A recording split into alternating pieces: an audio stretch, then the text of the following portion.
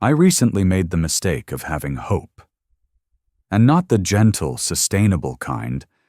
No, I'm talking about the full-blown, main character energy universe will provide if I just believe kind of hope. It started with a tweet. Obviously, someone posted, "If you're not trying to become a millionaire this year, what are you even doing?" And I was like, wow, what am I doing?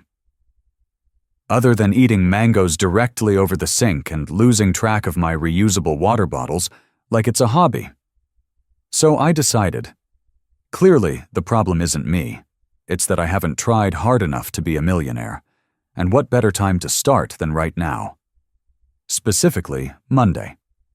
Because Sunday night me is all about that radical reinvention energy. I gave myself 7 days to become a millionaire. That's 1 week. 168 hours, 10,080 minutes. Which sounds like a lot until you realize I spent 90 of those just designing a Canva graphic that said, "Millionaire loading." So, before you get comfortable, take a moment to like the video and subscribe. But only if you genuinely enjoy what I do here. Anyway, day 1 started strong. I woke up at 5 a.m., which felt illegal. I made lemon water, stretched, and said 3 affirmations into the mirror. They were: 1. Money flows to me effortlessly. 2. I am the CEO of my own destiny. 3. I will not Google how to be rich again. By 10 a.m., I had a list of millionaire strategies pulled from the deepest corners of YouTube. There were courses. There were apps. There were graphs. So many graphs. One guy said I could flip furniture for profit. Another said I should write an e-book. Someone else just said, real estate? And then disappeared into a Lamborghini. So I tried everything. Day 2.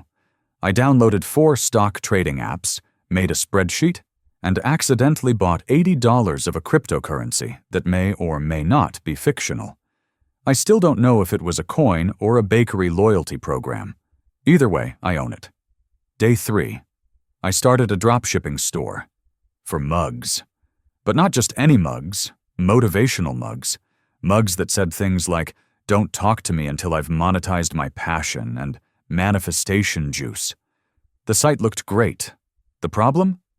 I spent 5 hours arguing with myself over whether I should offer free shipping, and then forgot to actually launch it. Day 4. I got lured into the sell a course about selling a course ecosystem. I almost bought a $297 webinar that promised to unlock the secrets of digital abundance. I stopped myself when I realized it was hosted by a guy who called himself the Passive King and filmed the whole thing from the passenger seat of a rented Tesla. By day 5, the cracks were showing. I hadn't made a single dollar. I had 8 tabs open, 3 half-written business plans, and a stress rash that spelled out the word "why." And you know what made it worse? TikTok. Every scroll was a 19-year-old in a bucket hat saying things like, "Here's how I made $100,000 in a week without even owning a phone." And I'm like, "Sir, I can't even make eye contact with my bank app without crying." But I kept going. Because this was my millionaire week. I even tried consulting. I offered to coach people on navigating creative burnout, even though I was actively burning out trying to write the sales pitch. My first client was my friend Jenna. She paid me in iced coffee. And honestly, best payment I got all week. By day 6, I was unraveling. I had pitched 3 startup ideas to my cat. She yawned after the second one. Harsh, but fair. I started spiraling so hard I wrote a song called "Passive Income, but Make It Sad," and considered uploading it to Spotify. Spoiler, I didn't. Mostly because I realized the only passive thing about me was my attitude toward deadlines. And then day 7 came. The final countdown. I woke up, checked my accounts, and had made exactly 32 cents. From ad revenue on an old video I forgot existed. I considered framing it. But here's the thing. Despite the chaos, despite the panic Googling, despite trying to convince myself that money would just show up if I said, abundance enough times while holding a chunk of rose quartz, I learned something. Okay, not about finance. Let's not get crazy. But about me. Because at some point during this deranged journey, I realized I don't want to be a millionaire in a week. I want to feel secure. I want to feel fulfilled. I want to buy mangoes without checking my bank account first.